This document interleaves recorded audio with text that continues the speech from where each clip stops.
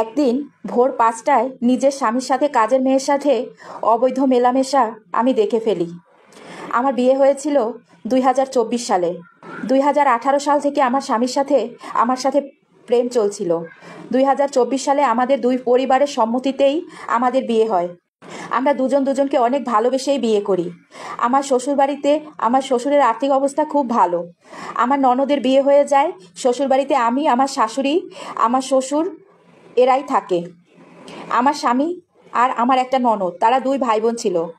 আমরা বেশ সুখে শান্তিতেই ছিলাম। বিয়ের ৬ মাসের মাথায় আমি প্রেগনেন্ট হয়ে যাই।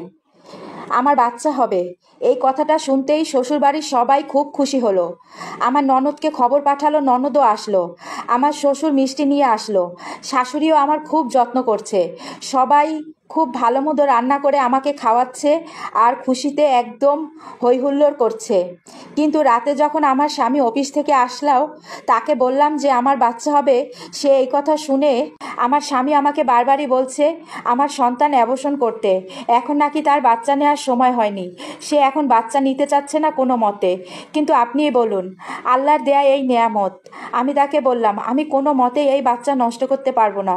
কত মানুষ একটা সন্তানের জন্য হাহাকার। আল্লাহ আমাকে খুশি হয়ে যে সন্তান দিয়েছেন, আমার কোনো অধিকার নেই সেই নেয়ামতের উপরে হাত দেওয়ার। এই কথা বলাতে আমার স্বামী আরও রেগে গেলেন। আমাকে জোরে একটা থাপ্পড় দিল। তার থাপ্পড়ের ধাক্কায় আমার সেন্সলেস হয়ে গেল। আমি বেহুশ হয়ে পড়ে রইলাম বিছানায়।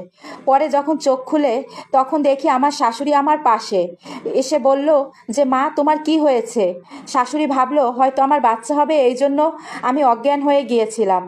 আসলে আমার স্বামী যে আমাকে মেরেছিল এটা ছিল আমাদের চার দেয়ালের মধ্যে। তখন আমার রুম বন্ধ ছিল। আমি আর শাশুড়িকে কিছু জানাইনি, লজ্জায় বা ঘৃণায় কাউকে কিছু বলিনি। প্রায় ১ সপ্তাহ আমার সাথে কোনো কথা বললেন না। আমাকে বললেন তুমি কিছুদিন তোমার বাপের বাড়ির থেকে ঘুরে আসো, দেখি আমি একটু ঠিক হতে পারি কিনা। আমার মন খুব খারাপ লাগছে। আমিও স্বামীর কথা মতো বললাম ঠিক আছে, তাহলে তুমি আমাকে দিয়ে আসো।